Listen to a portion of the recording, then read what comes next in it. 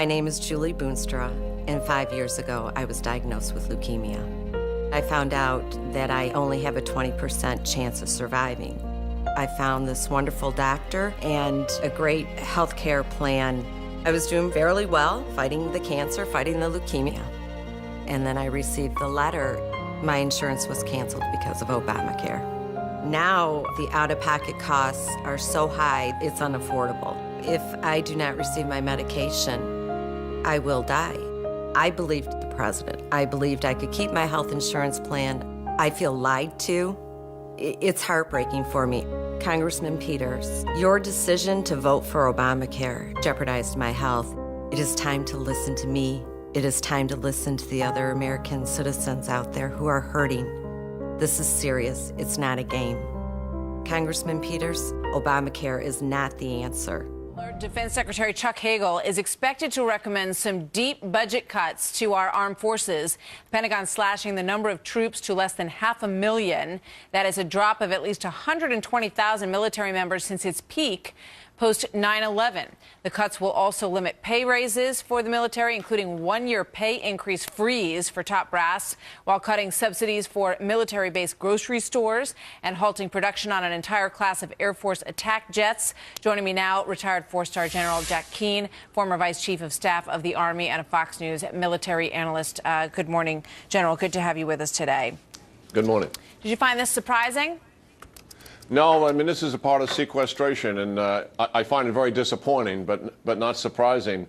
You know, these cuts represent 50% of the sequestration cuts, whereas the Department of Defense, in terms of federal outlays, only represent 19% of the budget. And I think that's what really has our military leaders so frustrated, is they know in the post-9/11 wars, as in previous wars when we draw down, that they should be some cuts. But these cuts are disproportionate to the rest of the federal budget, and that's the rub. Yeah, I mean, that is such a crucial point here, because it appears that the administration, who has said time and time again that they are willing to get serious about budget cuts, is only apparently serious about it in one department. That's absolutely right. I mean, the Defense Department is disproportionately cut by comparison to every other agency and every other department in the federal government. That's the truth of it. And it's sad commentary when we realize what we're truly talking about here. We are fundamentally talking about a deterrent force that prevents wars from happening and a force that's capable of prosecuting if called upon. And this is the security of the American people that we're talking about. You know, in terms of the specific cuts, you know, are they you say that, you know, the military accepts that, you know, when you pull out of this war footing in two war zones, that you are likely to, you know, do some trim back. Is it being done in the areas that the Pentagon would like it to be done in, or is it, you know, sort of a slash and burn method? Well, most analysts looking at it would tell you that the cuts to the Army are deep, and they cut into the bone and capabilities of the Army, and they are disproportionate. The assumption that's being made in the Pentagon, and it's almost laughable if it wasn't so serious, is they don't believe that the United States will involve itself in a ground war of any consequence again.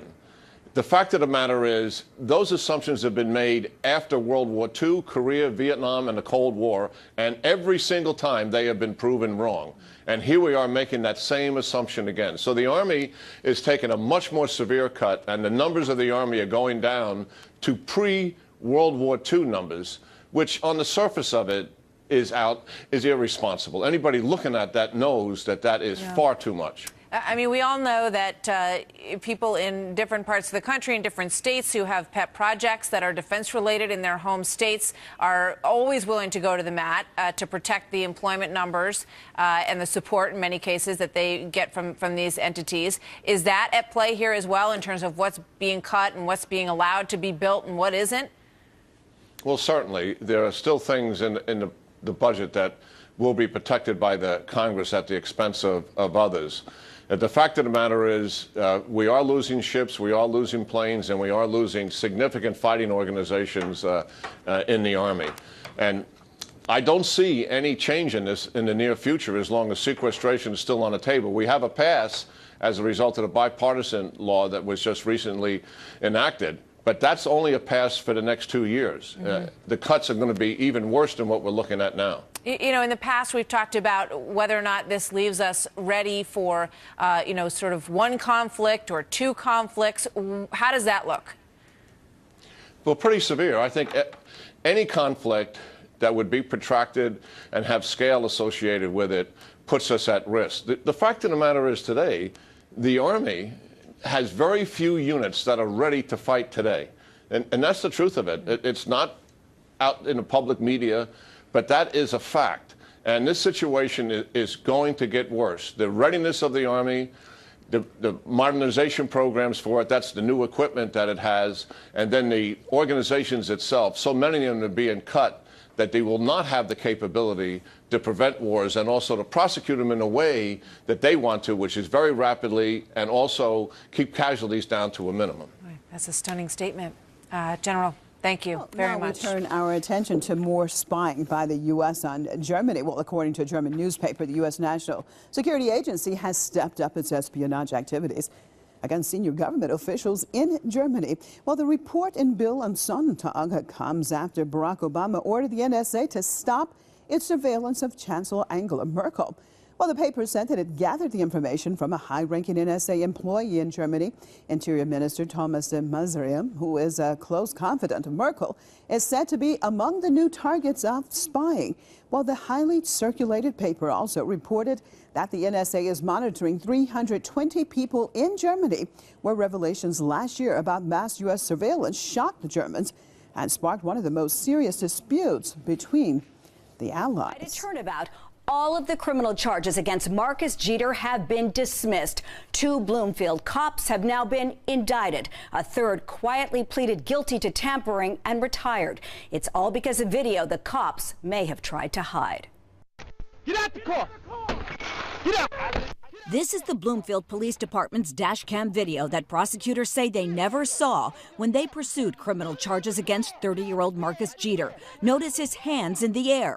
He was charged with eluding police, resisting arrest, and assault. And also notice who throws repeated punches. If the tape hadn't surfaced, I was going to be doing jail. The incident began when cops were called to the Bloomfield home Jeter shares with his girlfriend. No charges were filed, and Jeter says he left after briefly talking to officers. they say you were eluding them. When they were behind me with the lights on, I pulled right over, you know. So you weren't trying to escape? No, I wasn't trying to escape.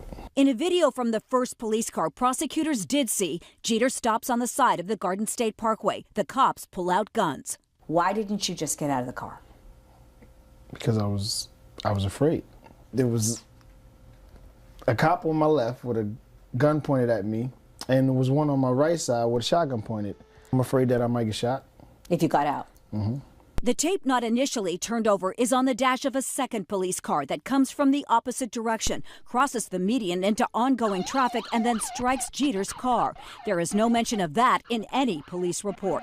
When Jeter first told his attorney that part of the story, it was incredible. I didn't believe his story at that particular point in time. So you finally believed him then? Yes. The next thing I know, as he's coming around the car, the glass gets busted, and all the glass goes in my face. Get out the car! Your hands are up. My hands are up. As soon as he opened the door, one of the officers reached in and just punched me in my face. As he's trying to take the seatbelt off, he's elbowing me in my jaw. And I'm like, ah! And he's like, stop trying to take my gun. Don't go for my gun! Stop resisting arrest. Stop trying to take my gun. And as he's saying that, I just knew, and I was thinking in the back of my mind, like, okay, this is gonna go wrong. Get down! Stop resisting! Stop resisting! Why are you trying to take my gun? Get off my gun! And right before when they opened the door about to put me in, the officer hits me in the back of the head again.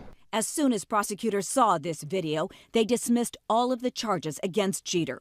Interesting to note, an investigation by Bloomfield PD's scandal-plagued Internal Affairs Division had found no wrongdoing by police officers. The blame is with the Bloomfield Police Department not providing that tape. If we hadn't had the tapes in this particular case, an innocent man would be in jail today. I'm sure that if this happened to me, it could happen to a bunch of other people, you know. Scary, right? It's a scary situation.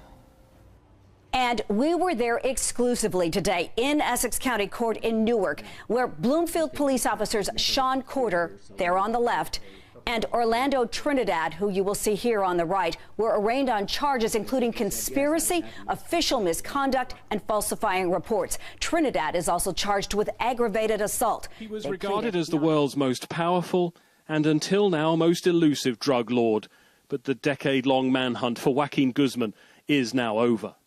The head of the notorious Sinaloa cartel, arrested in a seafront hotel by Mexican and American authorities, and now facing a catalogue of charges. This arrest is the product of an operation that's been worked on for several months in coordination with all federal government agencies, and they've worked on it in a very important way. The arrest was impeccably achieved. Since he escaped from prison in a laundry van in 2001, Guzman has turned himself from a middling cartel official into a figure listed by Forbes magazine as one of the world's most powerful people, with a fortune estimated at $1 billion. As his power grew, so did the brutality and ruthlessness of the cartel wars. More than 70,000 people killed in horrific and often very public ways, bringing the terror they were intended to. Guzman's organization takes the name of his home state of Sinaloa, and although it is now a transnational cartel, operations are still based there. Guzman's current arch-rivals are Los Zetas, who are based all over the country and into neighboring ones too, but originated in the Gulf of Mexico region. But most cartels, and especially Guzman's Sinaloa gang, have a cross-border presence, sending drugs in high volume into the US and beyond. No wonder Washington put such a bounty on his head. The US-Mexico border region became that battleground, and it was always said that Guzman managed to avoid capture with the aid of protection from ordinary villagers and some of Mexico's most powerful. But his arrest follows that of several top Sinaloa operatives in recent weeks. His capture is undoubtedly a major victory for those fighting the cartels, but no one expects this to stop the flow of drugs or blood. As Guzman's cartel partner has warned, when one leader is killed or jailed, the replacements are ready. Piers Morgan is an Englishman. For several years, he has occupied a prime-time spot on CNN. He's leaving. Here's my take. This is good news for America, and it's good news for me. Let me explain. Piers Morgan doesn't really like America. He comes here, makes a ton of money, but he is endlessly critical. He has this upper-class accent and uses it to talk down to his audience. That's about the dumbest thing you can do in television news. You think you will win an audience with your oh-so-superior attitude? Perhaps the worst example was when he called a gun rights advocate stupid. It doesn't matter what the issue is, just don't ever call Americans stupid because you disagree with them. The point is, Piers Morgan and other British socialist imports don't get it. They have very little knowledge of what makes America tick, and what they do know, they don't like. They don't like guns, or hot dogs, or cheerleaders, or American football, small-town parades, big cars, 6-lane freeways, McDonald's, country music. The list goes on and on and on. They don't like America. Worse yet, they want to change it. They want to make America more like Europe. They come over here and proselytize for a failing, shrinking, and basically pagan society, and they expect us to listen and change. Well, we're not. Piers Morgan's audience is minuscule. He doesn't like America, and America doesn't like him. One more point. I've got to make it. Please do not think that everyone with a British accent thinks like Piers Morgan. We don't. I don't. And I don't like being confused with him. I've been here 40 years, and I love it, and I don't want to change it, except to make it, again, a dynamic capitalist society, the way it ought to be. I will close with this. The way an Englishman might dismiss someone. Piers, go away, don't come back, and there are 2 G's in bugger off.